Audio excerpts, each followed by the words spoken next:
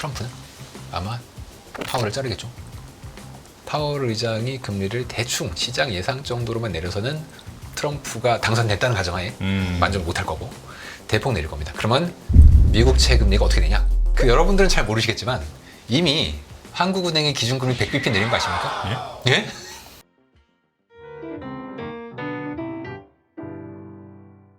문홍철 DB금융투자 자산전략팀장과 함께하겠습니다. 어서 오십시오. 예, 안녕하세요. 어서 문홍철입니다. 오세요. 예. 네. FOMC 의사록부터 좀 네. 여쭤보고 네. 싶은데 미국의 금리 인하 시점에 대해서 이제 궁금증이 더 커진 것 같거든요. 네. 일단 팀장님께서 보시기에는 그 의사록의 뉘앙스가 전체적으로 어땠는지 네. 예, 느낌을 좀 말씀해 주세요. 뭐 사실 많은 분들이 아시듯이 제가 FOMC를 잘 안 봅니다.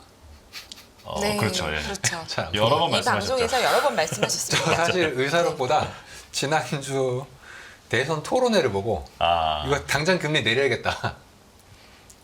토론회를 보고 왜 그런 생각하셨을까요? 자, 바이든이 매우 위험해졌잖아요. 그렇죠. 예. 그럼 네. 바이든은 자기가 할 수 있는 모든 수단을 강구할 수밖에 없지 않습니까? 현직 대통령으로서. 그럼 자기 부하 직원들 당장 총 소집. 음. 그 안에는 옐런과 파월 의장이 있지 않습니까? 임명한 사람들까지 다. 예. 얘네들 빨리 너 다시 트럼프 와서 갈굼 당하고 싶냐? 알아서 잘 처신해라. 협조해라. 협조해라. 그러니까 오늘 FOMC 의사록도 잘 보시면 사실 이게 FOMC 의사록도 있었지만 네. 지금 신트라에서 포르투갈에 있는 신트라에서 중앙은행장들이 다 짱들이 다 모여가지고 뭐 연구 결과도 발표하고 통화 정책도 얘기 좀 하고 이러고 있어요. 근데 여기서 일관되게 파월 의장은 얘기하는 게 보다 완화적인 얘기를 계속 하고 있습니다. 근데 FOMC 의사록 읽어보잖아요. 그러면 여전히 인상을 얘기하는 사람도 있어. 네. 아직도. 그렇죠. 물론 더 많은 증거가 필요하다. 완화적인 통화 정책을 하기 위해선 물가가 목표 범위 아래로 떨어진다는 확신이들 네. 데이터가 필요하다. 이런 게 FOMC 의사록에 있어요. 인상하자는 사람도 있어. 그런데 파월 의장은 이런 쪽 얘기를 강조하기보다는 일관되게 근데 디스인플레라는 얘기는 사실 그 파월 의장이 신트라에서 직접 얘기를 한 거기도 하고 예. 전반적으로 약간 비둘기 쪽에 쏠려 있다는 생각을 아니할 수가 없습니다. 예, 예. 네. 그 배경은 당연히 대통령 아니겠습니까? 어. 이번 대선에 그래서 저는 사실 그 금요일이었나 목요일이었나 대선 토론회가 한 일주일 되지 않나요? 그랬나요? 네. 그 지난주였었는데 제가 그날 그 낮에 한 10시쯤 했어요.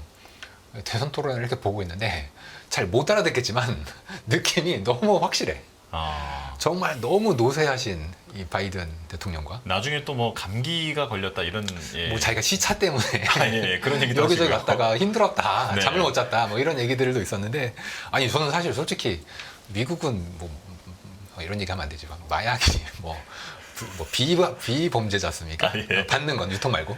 그러면 그런 거라도 좀 맞아야지. 저 정도 돼가지고 아니 지금 자기의 당에 지금 명성이 지금 달려 있는데 그만큼 중요한 자리였다. 그런 자리에서 그냥 뭐 아니 이렇게 표정이랑 말하는 것도 그 정도면 이거는 좀 민주당한테 굉장히 큰 물론 저는 아직도 반반이라고 봅니다. 왜냐하면 원래 지금 대선이 아직 좀 남았잖아요. 네. 이런 상황에서는 민주당 지지자들이 집결을 할 가능성이 있어요.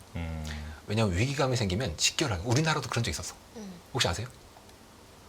그 예전에 예. 그 이제 여성 대통령이 되셨던 네. 분이 대선 토론회를 할 때 이분이 좀 말을 잘 못해. 아, 예, 예, 예. 말을 잘 못해. 그래서 토론회에서 엄청나게 발렸어요. 아, 예, 예. 완전히. 그리고 나머지 후보들이 너무 똑똑해. 그냥 말을 그냥 똑부러지게 하고 막 이러고 막 공격했어. 그러니까 이분이 말도 잘 못하고 그러니까 이제 대선 토론회가 거의 이제 참패 분위기로 끝났습니다. 그런데 이게 전화위복이 됐어. 오히려 이제 콘크리트 지지층이 야 이거 큰일 났다. 결집하는 기회가. 결집을 쫙 해서 쫙 올렸단 말이에요. 그래서 예. 됐어. 그래서 저는 이번 미국 민주당의 토론 참패가 진짜 참패일지는 조금 더 그래도 우리가 이제 봐야 된다. 그래서 뭐 여론조사를 보거나 베팅은 확실히 트럼프가 확 올라가 있어요. 예. 그렇죠. 베팅 사이트들이 많잖아요.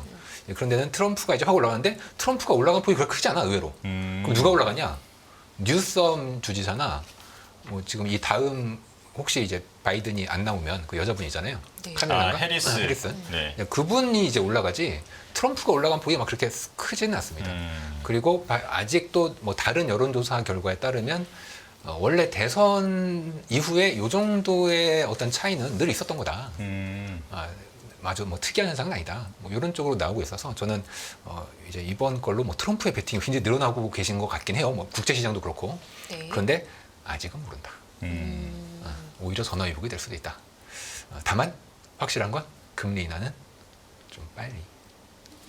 네, 빨리 해야 된다. 그러면 지금 이왕 대선 말씀을 하셨으니까요. 네.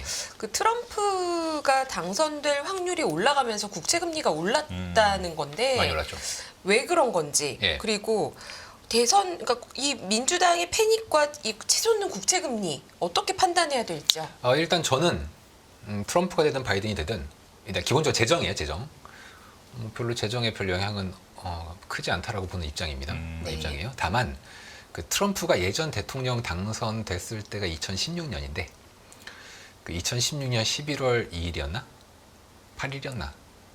날짜까지는 그 힐러리 클린턴이 거의 되는 줄 알고 있었어, 저도. 네. 예. 시장도 다 뭐 힐러리지 뭐. 근데 뭐 여론조사도 압도적이었죠. 압도적이었어요. 예. 그런데 트럼프가 된 거야. 되자마자 국채금리가 트럼프가 된다는 발표가 나오자마자 20bp인가가 떨어졌습니다. 네. 나자마자. 그 다음에 40bp가 올랐습니다. 이게 하루 사이가 아니라 바로 한 몇 분 사이에. 그래요. 네. 바로 한 몇 분 사이에. 트럼프가 당선되니까 이제 불확실성이 커졌잖아. 네. 이거 어마어마한 불확실성인데 그럼 국채 사야지 하면서 얘가 확 떨어지다가 야, 순간 트럼프는 비제 제왕이라고 스스로를 밝혔는데 앞으로 미국의 재정이나 인플레이션을 높이는 리플렛적인 정책을 꽤 쓰는 거 아니냐. 실제로 그랬죠. 그러다 보니까 국채금리가 그리고 하필 그때가 국채금리가 뭐 브렉시트가 그 같은 해 6월에 있었거든요. 2016년 6월에. 그러면서 전 세계적으로 불확실성과 경기 침체에 대한 우려로 뭐 금리도 엄청 낮아져 있었고 뭐 오를 때였어. 전반적으로 오를 때였었는데 그게 트럼프의 당선을 계기로 해서 그 이후에 미국은 국채금리가 2년 동안 오릅니다. 다른 나라들도 오르는데 1년만 올랐어. 다시 떨어졌고요. 미국은 2년 오르다가 다시 훅 떨어졌는데 네. 그 2년 동안 올랐던 거에 채권 시장은 트라우마가 있어요. 트라우마가. 그 2016년 당선되고 2017년에 트럼프가 감세안을 내놓습니다. 뭐 부자 감세안이라고 네. 많이들 얘기하는데 그 감세안이 2025년까지 일몰이 돼요. 일몰제예요? 일몰제예요. 예. 내년 말이죠. 그러면 이번에 만약에 트럼프가 되고 물론 감세안을 하려면은 이제 국회의원들도 공화당이 만나야 되는데 트럼프가 되고 모양새로 봐서 공화당이 상원까지 가져가 버리면 와 이러면 이제 감세안 연장이다. 지금 미국 CBO 의회 예산국 추정으로는 앞으로 10년 동안 이 감세안에 의해서 세수가 4조 달러가 감소할 것이다. 4조 달러면 뭐 GDP 대비해서 뭐 그렇게 큰 건 아닌데 그러면 결국 이제 채권 시장에서는 트럼프는 좀 아픈 기억이 있어. 금리가 오르게 했었던. 네. 그리고 감세다 보니까 그러면 채권 공급 늘어남, 채권 금리 상승 하겠죠. 자, 근데 또 하나 있어. 트럼프가 이제 다들 예전에 트럼프가 2016년부터 20년까지 했을 때의 기억을 이제 되돌려 봐야 돼요. 네. 그때 파월 의장을 어마어마하게 압박했습니다. 파월 의장이 그것 때문에 얼굴이 훅 쪼그라들었어요. 아니 진짜 파월 의장의 2016년 얼굴하고 네. 18년 얼굴 한번 보세요. 2년 만에. 2년 만에 이분이 얼굴이 원래는 좀 이게 그냥 뭐 후덕은 아니지만 그냥 어느 정도 보기 좋았는데. 보기 좋은 이렇게 얼굴을 이렇게 하고 있었는데 갑자기 2018년 되면서 이렇게 앞으로 쪼그라들었어요. 입도 좀 들어가고 살이 빠져가지고 그 스트레스 얼마나 받았겠어. 그게 작용한다면 실제 금리를 대폭 내렸어요. 코로나 때문에 내린 게 아니 내린 것도 있지만 그 전에 이미 내리고 있었어요. 트럼프는 아마 파월을 자르겠죠. 그런가요? 그런가요? 그렇게 보십니까? 자를 수 있어요. 자를 수 있어. 인사권이 있어. 물론 네. 이제 18년 뭐 그때도 자르려고는 했는데 그거는 뭐 아닙니다. 뭐 그래서는 안 됩니다. 참모진들이 말려가지고 자르진 않았는데 근데 결국 금리를 내렸기 때문에 굳이 자를 네. 이유는 없었어요. 이번에도 금리를 내리면 안 자를 이유는 없는 거 아닙니까? 맞아요. 네. 자 그러면 이렇게 대충 내려서는 안 나고 대폭 내려야 됩니다. 왜냐하면 기준금리가 5.5%인데다가 미국의 인플레이션은 뭐 3% 초반, 뭐 앞으로 좀 내려간다고 한다면 네. 파월 의장이 금리를 대충 시장 예상 정도로만 내려서는 트럼프가 당선됐다는 가정하에 만족을 못할 거고 대폭 내릴 겁니다. 그러면 미국 채금리가 어떻게 되냐? 단기물 금리는 기준금리를 따라가니까 대폭 떨어지겠죠. 네. 그런데 중장기물 금리는 뭐 전 오른다고 생각 안 하는데 그냥 이 재료만 보면 재정 나빠지죠. 네. 부채 늘어나니까 얘는 상방 압력을 받아. 네. 그래서 수익률 곡선을 굉장히 가파르게 만드는 네. 영향을 가지고 있을 것이라고 이제 트럼프가 당선됐을 때의 금리는 추정을 좀 해볼 수 있습니다. 그러면 금리를 내리기 시작한다면 대폭 내릴 거다라는 말씀이신가요? 트럼프가 됐을 때. 됐을 때 다음 얘기인가요? 네, 됐을 11월이니까. 네, 11월이 대선이고 트럼프가 되면 계속 중앙은행을 압박하겠죠. 내 말 안 들으면 자를 거고 네. 내 말 잘 들으려면 대폭 내려야 되겠죠. 그래서 저는 트럼프가 된다는 가정하에 대폭 내리는 방향으로 갈 것이다. 대선만 본다면, 네네. 대선만 본다면. 그러면 그 금리 인하를 시작하는 시점은 어떻게 보시는지 궁금하거든요. 시작하는 시점은 바로 지난주 대선 토론회가 결정을 했죠. 그럼 이제 9월에 내린다. 빨리 해야 되죠. 빨리. 9월에. 대선 전 마지막 마지막 FOMC는 9월 FOMC이기 때문에 그때가 마지막 기회입니다. 아니면 인하를 거의 확실시하는 얘기를 해야지. 그리고 다음으로 넘긴다. 그럼 11월. 엊그제 파월 의장의 네. 발언은 네. 갑자기 저는 좀 뜬금없다고 생각했는데 네. 문 팀장님 보시기에는 딱 예상한 대로다 이렇게 느끼십니까? 저는 굉장히 예상한 대로. 갑자기 갑자기. 어떤 숫자가 나온 게 아닌데 네. 갑자기 뜬금없이라는 느낌이 저는 좀 들었거든요.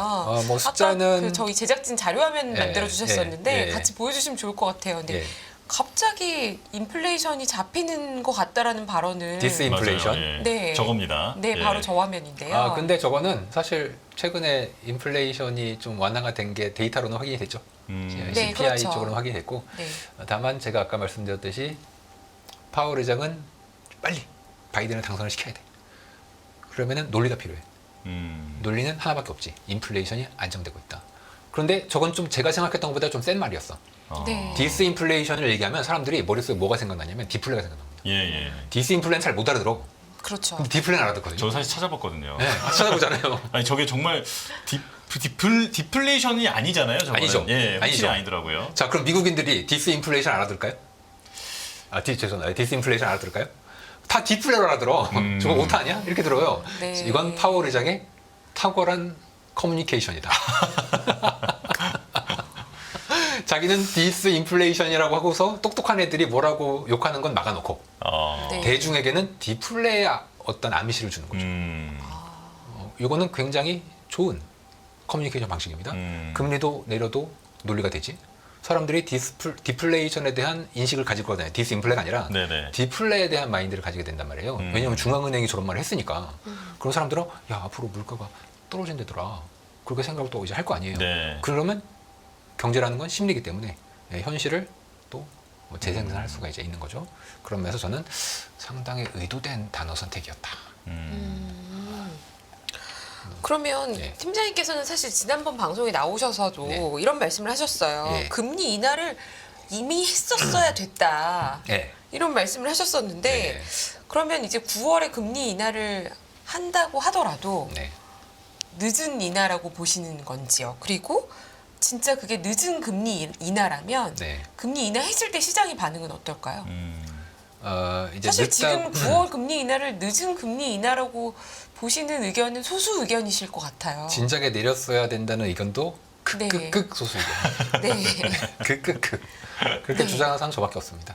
예. 자, 제가 그렇게 주장을 이제 왜 이렇게 하냐? 자, 한번 우리가 경제를 이제 인간이라고 저는 늘 그렇게 복잡게 인간의 몸도 복잡계고 경제도 이제 복잡계인데 자, 우리가 한번 여러분들도 상상을 해보세요. 밤새서 일을 해야 되는 경우가 가끔 있지 않습니까? 네. 네. 이제 굉장히 카페인이 많이 들어있는 음료수를 벌컥벌컥 마시면서 네. 한 일주일 밤을 새서 거대한 프로젝트를 완성을 했습니다. 뿌듯해. 그 다음엔 쉬겠죠. 예. 네. 자, 그리고 그 정도의 강도는 아닌데 한 2, 3일 정도 야근만 해서 마무리를 짓는 프로젝트가 있어요. 네. 자, 밤새서 하는 프로젝트는 카페인 음료, 제가 특정 브랜드는 얘기할 수 없고 네. 카페인 음료를 벌컥벌컥 마시고 하면 자, 이게 갑자기 없는 힘을 만들어내는 효과가 있나요? 뭐 각성 효과 있지 않나요? 각성 효과는 있는데 네. 없는 힘을 만들어내는 게 아니라 음. 미래의 힘을 지금으로 땡겨오는 겁니다. 아, 예, 예. 몸을 축내면서. 몸을 축내면서 네. 결국 나중에 쉴 때 오히려 병원에 실려가게 됩니다. 아, 그러니까 여러분 일주일 동안 밤새서 했는데 그 상황에는 몸이 괜찮아, 잘 버텨요. 끝나면 오히려 몸이 좋아져야 되잖아. 그쵸? 난 쉬었으니까 이제 다 끝났고. 근데 오히려 그때 몸이 다 풀리면서 병원에 실려가시는 경우가 굉장히 많고 심지어 네. 돌아가시는 경우도 있습니다. 네. 경제가 똑같습니다. 금리를 올리면서 엄청난 긴장을 이렇게 주게 되잖아요. 그럼 오히려 경제가 잘 흘러가요. 잘 흘러가는 것처럼 보여요. 아, 이게 아무것도 각성제 같은 거다. 각성제 같은 겁니다. 네. 사람들이 스스로 자신을 채찍질하거든요. 스스로 채찍질을 해보셨습니까? 해보면 네. 마약이 분비가 이렇게요? 돼요. 그 고행하실 때 이렇게 채찍하잖아요. 아, 예, 예. 고행하실 때 실제로 하는 하는데 분도 있죠. 이게 피가 철철 나는데 이제 그 상황에서 뭔가 신비 체험을 많이 하시거든요. 근데 그 신비 체험의 상당한 원인은 이제 뇌에서 분비되는 마약성, 진통제도 엔돌핀. 나오고 네. 예. 이 굉장히 특이한 물질들이 발표가 된단 말이에요. 근데 이게 미래의 체력을 증거로 땡겨온 겁니다. 즉 금리가 인상될 때 오히려 경제는 그러한 극락적인 상황을 경험하게 되는 경우가 있습니다. 왜냐하면 사람들이 긴장하니까. 이게 왜 제가 이런 주장을 하냐면 이상하게도 금리를 인하하면 침체가 와요. 빨리 아니 늦게 인하하면 그럼 좋은 거 아니에요? 침체 늦게 오는 겁니까? 아, 늦게 인하하면 아니지. 침체가 오는 건 이미 결정이 돼 있어. 아. 네. 금리를 너무 올렸으니까. 네. 근데 너무 올릴 때는 아까 얘기했듯이 내 몸에 채찍질을 하는데 몸은 상해 가는데 그걸 모르고 난 기분이 좋다. 난 일을 할 수 있다. 나는 지금 카페인을 먹었다. 이렇게 일을 하는 거야. 근데 그럼 안 되지. 빨리 쉬어야 되는 거예요. 네네. 그렇게 일하면 안 돼. 미리 쉬면은 침체가 안 오는 거죠. 안 쓰러지는 거지. 근데 그런 거 모르고 지금 당장 경제가 되게 좋네. 고용도 좋네. 실제로는 그거 아니에요. 하면서 이제 기준금리를 너무 과도하게 높은 상태로 이제 가져가게 되면 결과적으로는 사람들의 긴장이 풀리는 순간 오히려 망하는 현상이 발생하는 겁니다. 언제 그러면 사람들의 긴장이 풀리냐? 금리 인하하면 풀려요. 한 번만 인하해도 풀릴까요? 한 두 이렇게 번, 높은데요? 과거 패턴상은 2번 정도 인하했을 때 풀렸습니다. 과거 패턴. 그러니까 제가 그림도 있지만 네. 그냥 여러분들 한번 그냥 인터넷에서 찾아보세요. 기준금리와 침체 시기를 각각 그림을 그려보면 기준금리를 인상할 때는 오히려 괜찮은데 인하할 때 인하하면 좋아져야 되잖아. 아니에요. 오히려 침체가 와. 침체가 와서 인하한 거 아니에요? 선후관계가 중요해요. 침체가 와서 인하했다 이렇게 잘못 알고 계신 분들이 있는데 인하는 먼저 합니다. 그 다음에 침체가 와요. 그리고 이제 많은 분들이 좀 오해하시는 게 보험성으로 인하를 하는 케이스가 따로 있고 네. 침체가 와서 인하하는 케이스가 따로 있다. 이렇게 생각을 하세요. 근데 그렇지 않아요. 시작은 반드시 보험성 인하입니다. 침체는 그 다음에 와서 어쩔 수 없이 중앙은행이 하기 싫어도 금리를 인하하는 게 과거에 10번 중에 8, 9번의 패턴이었기 때문에 저는 지금과 같은 상황에서도 비슷한 일이 벌어지지 않겠는가 그런 좀 걱정을 마음속으로 하고 있습니다. 그러면 이제 정리를 해보면 금리 인하를 어찌됐건 시작하고 나면 침체가 올 수 있다.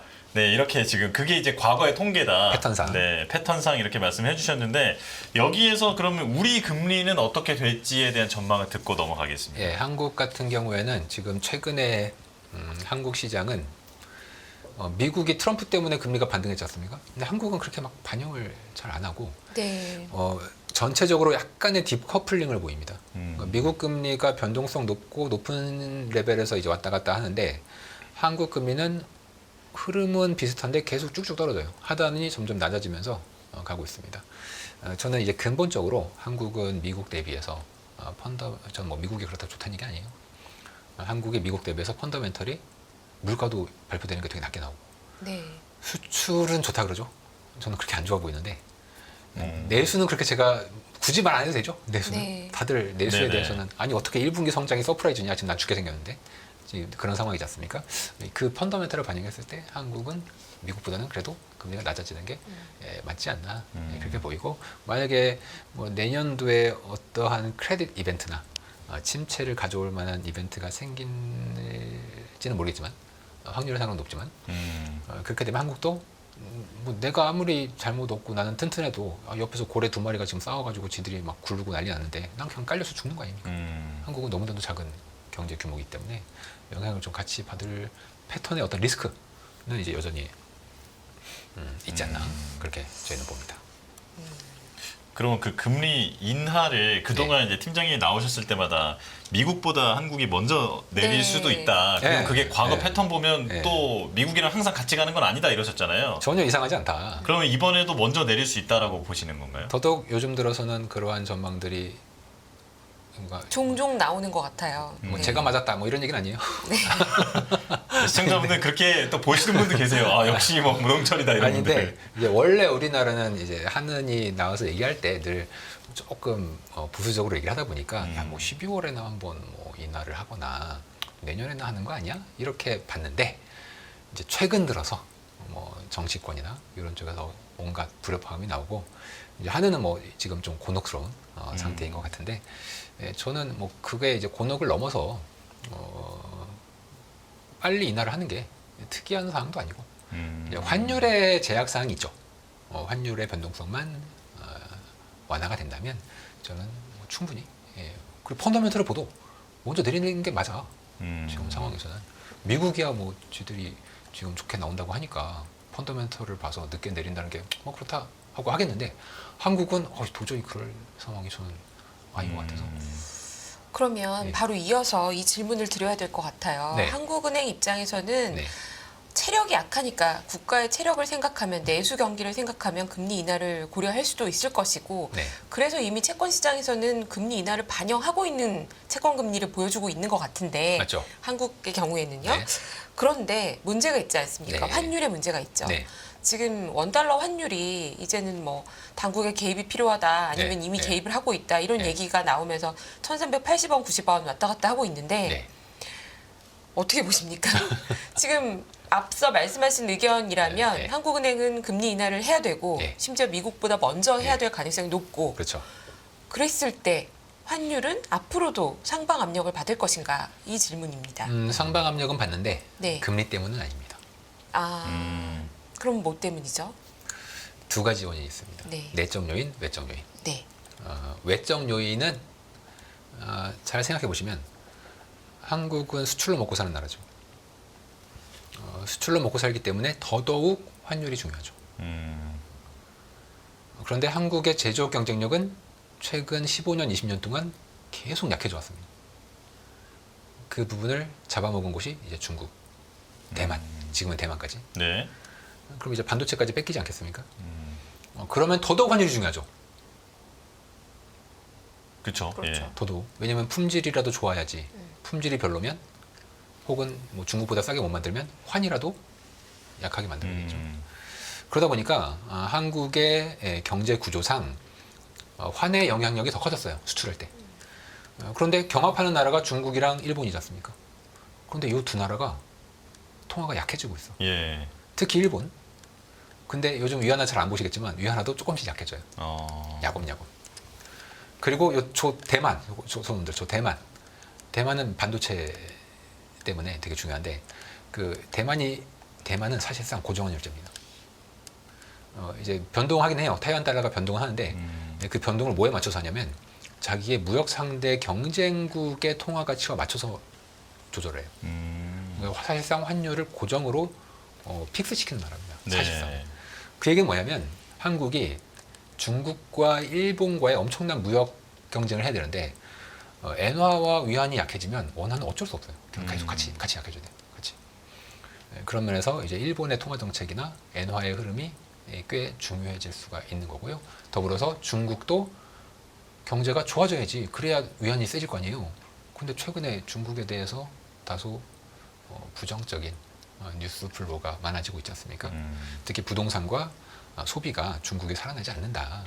그러면 당분간 원화도 좀 약세 압력인데, 그러면은 이제 우리나라 한국은행 금리 인하 못하겠네요. 여기서 이제 중요한 게 첫 번째는 그림을 그려보면 아는데 금리차랑 한미 금리차랑 네. 달러원 환율은 관련성이 없습니다. 이게 교과서가 틀린 거 아니야. 그러니까 다른 나라들은 금리차가 중요해. 심지어 중국도 금리차랑 달러 위안 환율이 비슷하게 가요. 근데 한국은 요상하게 안 따라가. 뭐가 제일 중요합니까? 한국은 수출 성장세입니다. 수출 성장세. 근데 지금 수출 지표는 어쨌거나 괜찮아요. 반도체가 하드 캐리를 하고 있긴 괜찮아요. 하지만 네. 그래도 전체적으로 나쁘지 않잖아요. 아, 그렇다면 더 이해가 안 되는 환율 레벨 아닙니까? 환율은 그러니까 이제 말씀하신 건 수출은 그래도 성장하고 있는데 네. 원화가 세져야 되는 거 아니냐. 뭐 이렇게까지 약할 이유인가 하는 거죠. 이제 거기에는 최근의 모멘텀상으로는 수출에 일단 기본적으로 그 아까 말씀드린 위안과 엔이 약한 거. 네. 또 하나 제가 두 가지 요인 말씀드렸죠. 위안거예요. 그럼 내적 요인이 또 있어. 그게 바로 수출의 내용이 안 좋아요. 네. 그 수출을 이번에 한번 이렇게 쭉 제가 봤더니 지금 18페이지의 그림을 잠깐 봐주시면 네. 이게 정부에서 발표한 이번 6월 네. 수출 품목별로 네. 큰 애들 네. 반도체가 하드 캐리하고 있죠. 네. 51%야 YY로. 아, 예. 아니 근데 잘 보시면 5월 달이 55였거든요. 약간 떨어졌어. 증가율은 떨어질 수 증가율이 있죠. 계속 떨어졌어요. 네. 그리고 4월 달에는 56%였어.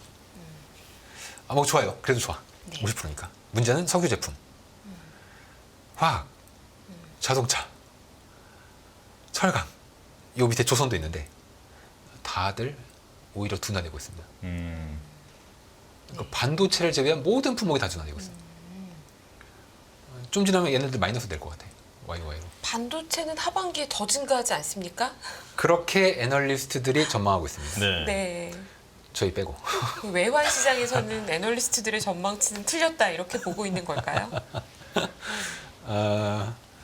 외환 시장은 그렇게 얘기하면 큰일 나지.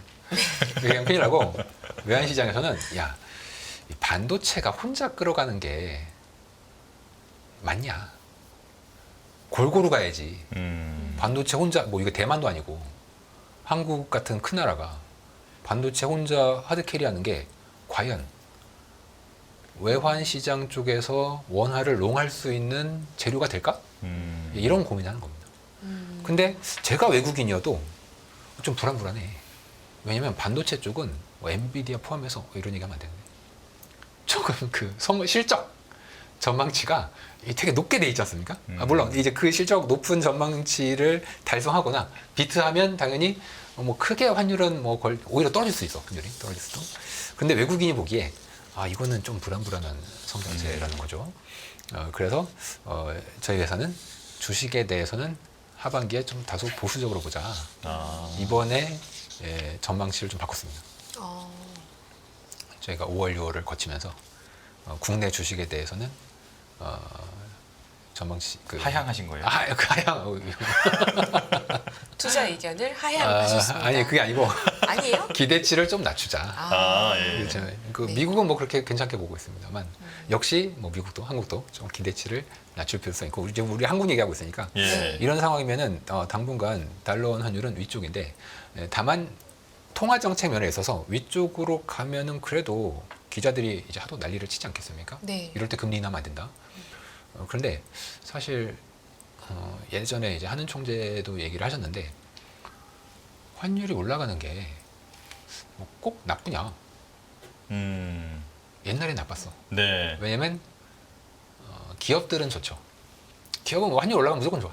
무조건 좋아. 근데 일반 시민들이 피해를 좀 입죠.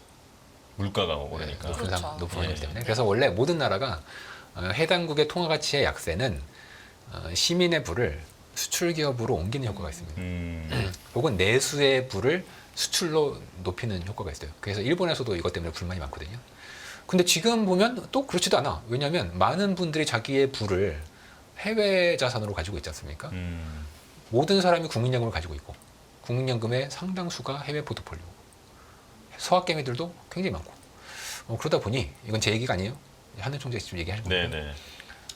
환율이 높은 게 뭐 꼭 그렇게 과거와 대비해서 좀 다르게 봐야 되는 거 아니냐. 굳이 나쁘게 볼 건 없다. 단 변동성은 중요해요.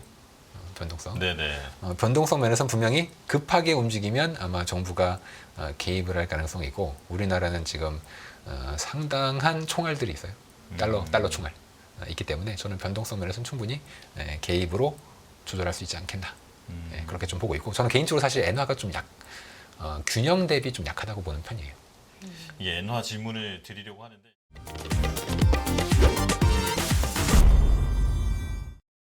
안녕하세요. 이승입니다. 더 많은 영상을 보고 싶으신 분들은 화면 오른쪽에 있는 구독 버튼을 눌러주시기 바랍니다. 그리고 영상을 보시면서 좋아요는 필수인 거 아시죠? 항상 인포맥스 라이브를 사랑해 주셔서 감사합니다.